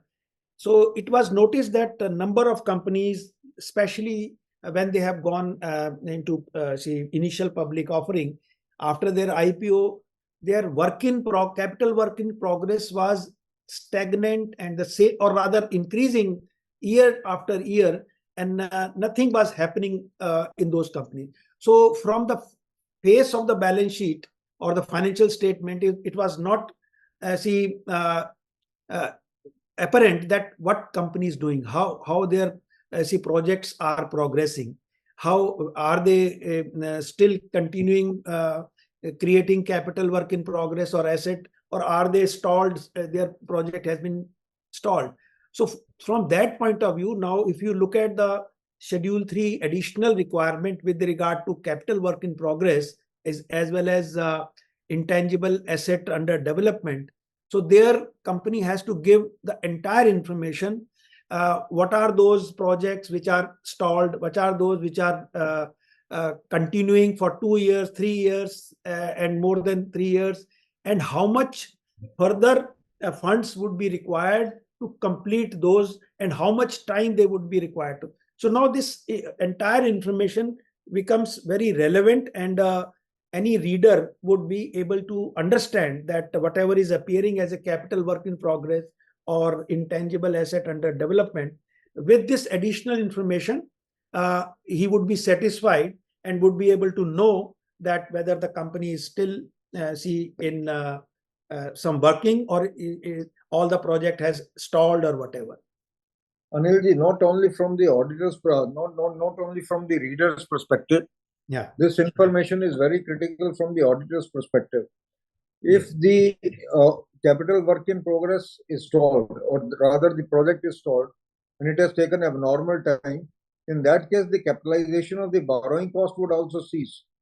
And that will have to be charged off to revenue. And the other expenses also which are being incurred cannot be capitalized, and these will have to be charged off to revenue. So my request to all the auditors is that wherever they find that capital work in progress has been there for a long time, let them find out what was the original period in which the project was to be completed.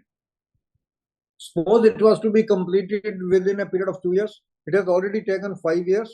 It is an abnormal period. So if the capital work in progress is there in the 4th year also, please don't allow any capitalization of the expenses or the borrowing cost. As per Ind AS 23 or as per AS 16, it can't take place. And even if I look at Ind AS 18 and of course 16, and of course the AS 10 for that matter, this capitalization can't take place. Right. Okay, so let's move further, unless there is any other question on this point. So now whether the company has taken any funds from this is the new subclause 9 and this E clause which has been added there, whether the company has taken any funds from any entity or person on account of or to meet the obligations of its subsidiaries, associates and joint ventures. If so, detail thereof and nature of such transaction and the amount of each case. So how you will find this? You can see that you will find from the cash flow itself that further funds has been taken and immediately they have been transferred to subsidiary, associates or joint venture. So from there it will be apparent that they have been obtained, further funds has been obtained for meeting the obligation of its subsidiary companies. Then this is the reverse side of it. Whether the company has raised loans during the year on the pledge of securities held in its subsidiaries, joint ventures or associate company. If so, give details thereof and also report if the company has defaulted in repayment of such loans raised. Now, see, otherwise what will happen that these this will be virtually like a unsecured loans would be appearing in the case of a particular company. If the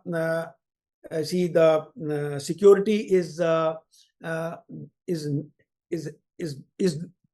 its subsidiary company, joint ventures and associate company, then we have to see that in those situations we have to report that so much. So what has to be seen is that in such cases those will be unsecured loans. So unsecured loans, then maybe when you look at the sanction letters, from there you will find that in such cases the security or the primary security or even additional security or that is taken from the subsidiary, joint venture or associate companies. For some time, their shares, their securities are also pledged with the bank to take a loan in the main company. So that is again a very important information which is required to be given. Of course, when we look at the subsidiary, joint venture and associate, then prejudicial interest, that aspect will be covered in those companies. But in the main company where these loans has been taken, so this reporting requirement and any default in repayment of such loan raised is required to be reported. Whether money raised by way of initial public offer, I think this we can, for the time being, we have number of new clauses that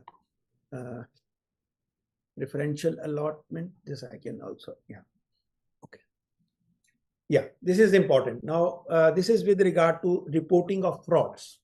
This clause number 11, because we have to go up to subclause 21. So therefore, I am skipping some of the clauses. So under clause 11, new subclause A, it says that whether any fraud by the company or any fraud on the company has been noticed or reported during the year. If yes, the nature and amount involved is to be indicated. Now you can see here, by its officers or employees. This was there earlier in CARO 2016. Now those words has been now removed. So it means now any fraud by the company or any fraud on the company, if it has been noticed or reported during the year, then it has to be the nature and amount involved is to be indicated.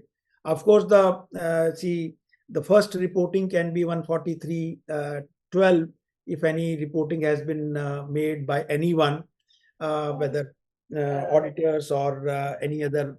So that is to be seen. But unfortunately, that is the fact that hardly any reporting has happened in under section 143.12 where we have to report. But any case, see now how to really get this, and then of course it makes a lot of sources from where this information can be gathered. So simply, so any fraud by the company, any fraud on, of course, the one area can be if any losses have been charged, for example,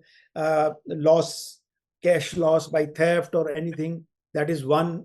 Then sometime from the legal expenses, some cases can also indicate whether any fraud by the on the company has happened. And fraud by the company is a very tough call to be made and to be reported in this case. Earlier, it was only with regard to by its officers or employees. So it has widened the reporting requirement. And I presume that our verification scope in this case has widened. And since this is relating to fraud, all types of, what is fraud? First of all, we must understand that. For example, if we take this, one can stress is to this extent, we were talking about, current account statement being, current asset statement being submitted to bank. Suppose you find that there is a lot of difference, whatever is there in books, but other statements are being filed. Is it any fraud by the company? I mean, you have to really have your expertise or your how you want to take it, how you want to really see it. So that is your discretion, your domain, how you are going to address this. This way, even when the company is required to deposit, let's say, provident fund, ESI, and then has not deposited or deposited for the lesser people, employees, all those are areas which are very difficult to really bring it to a level where you say that these are the frauds. So from that point of view, this reporting is quite tough, but of course, whatever tough, we have to see, be very careful in reporting, and then our documentation, audit documentation should, wherever any discrepancy or any such irregularity is noticed, then you should be in a position to explain why this was not treated by you, reported by you as fraud by the company or fraud on the company, and why it has not been reported. That should be there on the file. Otherwise, in all such cases, reporting has to be there. Chopra sir, would you like to add here? Anilji, I think you made out a point that now by its officer or employees' words have been deleted. I'll tell you why these were deleted. We discussed it in that committee. Yeah. These were deleted because the frauds on the company cannot only be committed by the officers or the employees. Even the creditors can commit fraud. The debtors can commit fraud on you, for that matter. So any outside party can commit fraud on you.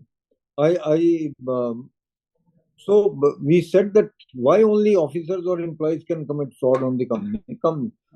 So you are limiting it to a very narrow level, basically, that within the company, whichever fraud takes place.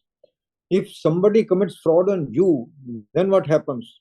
In that case, probably it is all the more essential. Suppose you have engaged an agent, and agent has been engaged to collect the cash, and he does not deposit the cash. No, he is neither an officer nor an employee. He is only an agent. But that fraud has been committed by him. So all those kind of cases will now be covered. Now, for that, probably one can need to get into the fraud reporting by the company itself.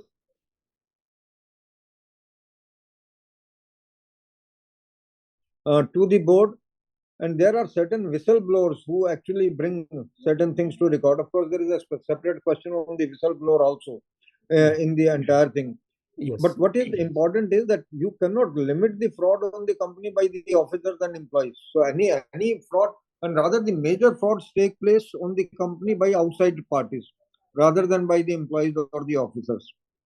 So Right. that is why it was brought to this particular level, and why these words were deleted. And of course, 143.12 would always remain. That firstly, you must find out whether anyone has filed 143.12 or not. If 143.12 has not been filed, then it is your own inquiry which will reveal this. Yeah, in fact, there is a separate reporting on that itself, subclause 11B, whether any report under subsection 12 of subsection 12 of section 143 has been filed by the auditors in form ADT 4. So that is a confirmation has to be mentioned there. Similarly, whether the auditor has considered whistleblower complaints, if any, received during the year by the company.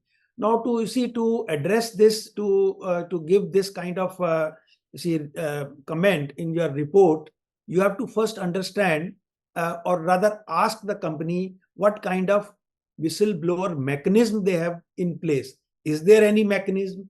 And if yes, then the second question will come: how many complaints have come in, how they have been handled, and accordingly, you would also be viewing what type of complaints were there, and while even framing your audit plan or audit program, you have to sometime extend your verification as to how that complaint. Suppose there is a complaint regarding, let's say, some cash sales which are not recorded. Suppose this complaint is there, and on paper they will whatever they have done, but it gives you a hint that this is one area where you have to really apply some additional measures. So what we call it audit skepticism, and then verify your enhance your verification so that this aspect is. So whistleblower complaints, what it is trying to say that whistleblower complaints are a very good input for to decide your audit scope. As we do for sample, and then we enhance our sample when if we find any problem. Similarly, whistleblower complaints, if they are, let's say, related to a one particular area or something like that, then that should be. So it is not to be seen at the time when everything has completed your audit. It is to be seen at the very beginning. So what type of whistleblower complaints are there, and accordingly this reporting would be effective. Only then this reporting would be worthwhile to say whether the auditor has considered whistleblower complaints, if any, received during the year. Anilji, you gave one example. I'm giving another example with regard to sometimes the whistleblower says that in the purchases there are certain commissions which are being passed on to the purchase manager or someone else for that matter. Yeah. Now, in that case, probably as an auditor, not only you will be looking at how it has been handled there, but probably your purchases audit for that matter, purchases scrutiny will be far greater than what you have been doing otherwise. Yeah. You may have to look at it, what are the comparative prices from the two different suppliers. And if from one supplier you are always buying at a slightly higher rate, and that is the complaint, I think you will have to look at it from that angle also. So another clause is clause 13, which is relating to related parties, and section 177 and 188. So there is no change as compared to the CARO 2016. So for the time being, I'm skipping this. Okay. Yeah. So now these two new clauses which has come up in with regard to internal audit system are important. I'll tell you why. First of all, let us look at what is the reporting requirement. It says whether the company has an internal audit system commensurate with the size and nature of its business, whether the reports of the internal auditor for the period in the report were considered by the statutory auditors. Now, first of all, let us look at the requirement of internal audit system, and also look at the reporting requirement with respect to internal financial control over financial reporting. So, because if company has an internal audit system, section is very clear. It says that management and internal auditor will sit together and they will decide the scope of internal audit. But here we have to really assess whether the scope which they have decided, is it commensurate with the size and nature of business. So it is our a very specific reporting duty here. First of all, it means for that you have to take what kind of what is the audit program, to whom he reporting, how the reports are being settled, all those issues are so, and nature and size. So if nature of business says that this requires a particular area requires covering in a more detailed manner, and then it has to be done that way. So it depends on a case to case basis. So assessment of internal system commensurate with the size of business, this reporting is important, and then it has to be seen from the and if some reports are coming in, so how those reports are dealt with, and then if there are some issues which are still pending, how we are going to deal with in our main report.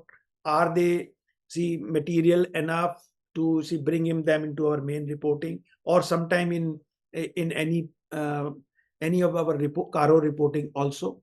So that is so here we have to give a affirmation that we have considered the internal audit reports which were there. So there may be cases where internal audit system is not there, and you will say that no report, but then be very careful when you are saying that internal audit system is not there, and then since there is no report, then while reporting on internal control overall, that over financial reporting, then it should not be clear report there. So that is very important. So otherwise it will look like as if you have not done your job, properly, because at one place you are saying there is no internal audit system, whereas internal financial control, by its nomenclature, by its nature, requires internal audit system to be built in. So number of times it has been seen, and in fact I have seen some of the QRB reports where this point has also been highlighted, that internal audit system was missing, and still auditor has said that the internal financial controls over financial reporting was perfect. So, Prasad, anything onto the internal audit, or should we move further? I think we have very less time. No, I don't have any comments on that. Very frankly. I think there are 2 or 3 questions which are very important. Anil, one was with regard to the unrecorded income, basically. Yeah. And this one, which you have now brought in, whether the company has incurred cash losses. And besides this, there is one more question, which talks of more or less the solvency of a company for the next 1 year. Yeah. So I think those 2 questions are very important. Of course, so far as this question is, I think this we can discuss. Yes. Yeah. So now this clause, very interesting clause, and in fact, a lot of debate happened when when this CARO 2020 was being framed, that auditors have never reported so in a straightforward manner. So this debate was going on, and then the argument by the regulator was that we are providing the company, we are insisting, we are mandating the company to provide you financial ratios, because now, as per the amended Schedule 3, companies is required to give 11 financial ratios. Then they say that we are also giving you a detailed information on the aging of trade receivables, trade payables, and then entire information is available with regard to financial liabilities to you. And then you, as a part of your exercise, you always take a lot of, you go through the minutes from the banks, and you ask the management, what are your plans? And with all this information, why can't you report on this? And what is that reporting? Look at this very interesting one. Whether the auditor is of the opinion that no material uncertainty exists as on the date of the audit report, that company is capable of meeting its liabilities existing at the date of balance sheet as and when they fall due within a period of 1 year from the balance sheet date. Now, you must have noticed exist as on the date of the audit report. So this audit report date is always ahead of date of balance sheet. So it means during that period also, suppose the audit is completed in May, and so April and May, these 2 months are also important. What happened in these 2 months? Because when you are reporting on this aspect, on the material uncertainty, you have to also take into account, because you are supposed to report exist on the date of the audit report. Of course, the liability which is to be seen are those liability which are existing on the date of balance sheet. But when you look at the resources, how? Because otherwise it is very simple. Balance sheet is tallied. These are the liabilities. These are the assets. So nothing, no problem. But has something happened in this period, which is the gap between date of audit report and date of the reporting date, which is the date of balance sheet, and whether that has created any situation where company is not in a position to repay their liabilities which are due within the next 1 year. So my suggestion would be, of course, you must have gone through the guidance note on that, and very carefully, and I would say your documentation should be very strong on this.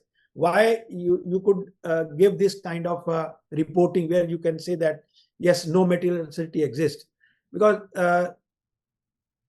that basis has to be very strongly built by you before you give this. And of course, all the information, some of the information is already available to you. Some further information you will ask the management to give, and based on that, this reporting is to be made. So, Prasad, you want to add something? No, one thing that one will like to say is that when we were discussing this, probably one of the arguments was that whether the auditor needs to be an astrologer to find out as to what is going to happen after 1 year. But the fact of the matter is that if you have got a current ratio, you have got liquidity ratio, you have got stock turnover ratio, you have got the debtors turnover ratio, etc. I think those ratios are good enough to give you some hint with regard to the company's ability to be able to repay the liabilities which exist as on the date of the balance sheet. And suppose the audit is taking place in the month of May, the 2 months period is already over, and you know that whether there are any problems or not. What is important for you is to document that as on the date of the audit report, this materiality uncertainty didn't exist. Tomorrow, suppose the government policy changes and the business is closed down and you can't repay, that's not your fault in any case. Tomorrow, COVID happens again. Nobody knows as to what is going to happen.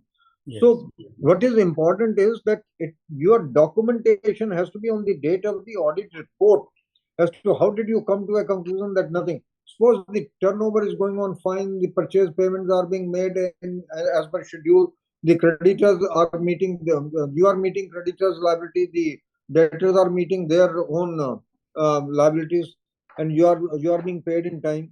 There are absolutely no issue. But one thing that one has to be careful about ratios is, suppose the current ratio is going up and up and up. Please try to make out whether current ratio is going up on account of build-up of inventory or building up of debtors. Now, right, that can be a dangerous sign also, for that matter. If the debtors are going up and for that the current ratio is improving, or if the inventory is going up and for that matter the current ratio is improving, that also may not be a very good sign.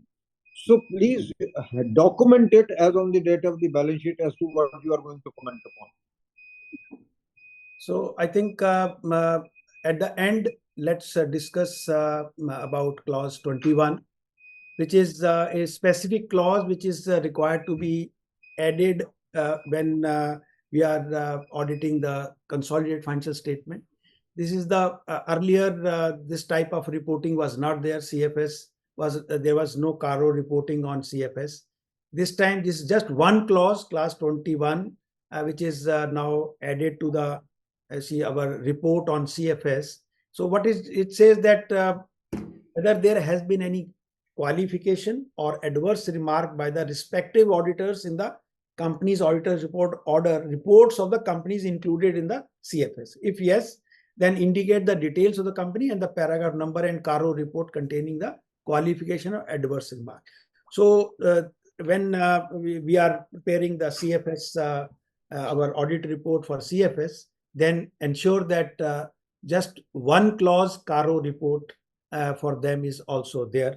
I think with this we conclude, and we may take maybe another 5-10 minutes. We can take some more questions if those are there. There is a quick question, like if company use the short-term funds for funding any previous losses, then will it be reported short-term use or long-term use?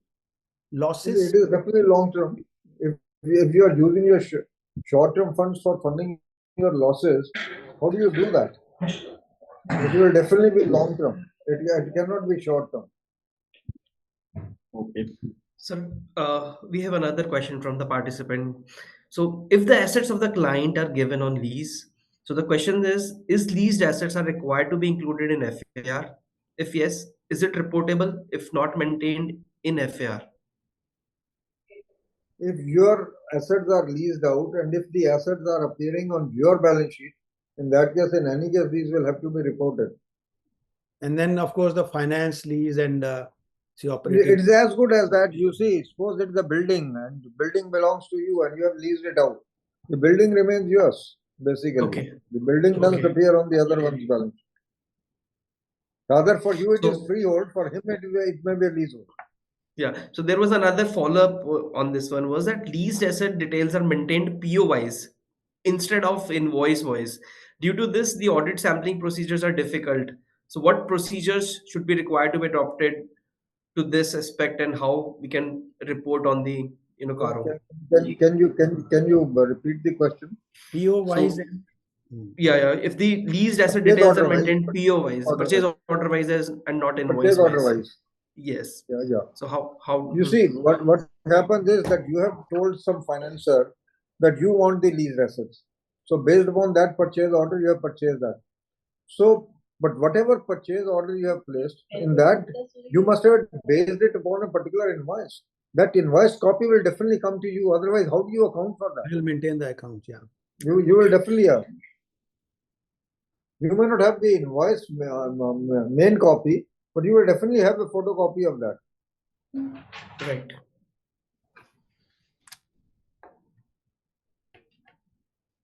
Ankurji, any question? No, sir. Rahulji? So there is one more question. So for the immovable properties wherein auditors need to, give a certification on sort of, all the assets. So all the title deeds, they need to be verified Yes. Yes. All title deeds have to be verified. for And all the if we- immovable Yeah, properties. if you look at the reporting requirement, it is very exhaustive.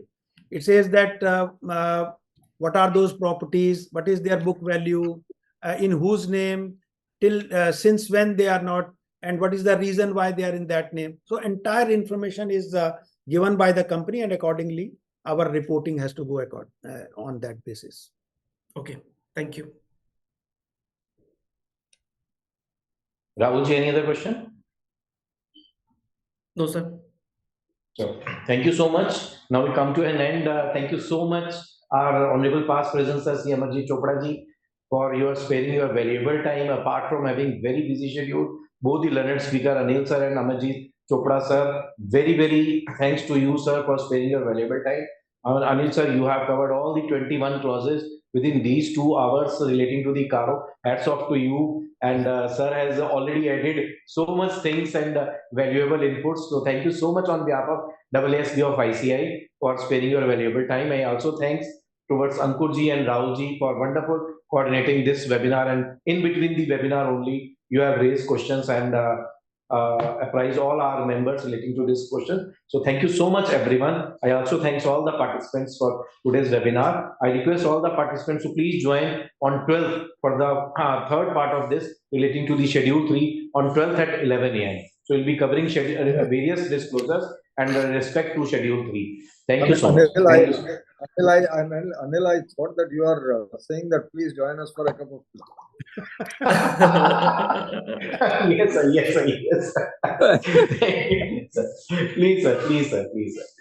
Thank you so much, sir. Thank you. If you extend it virtually,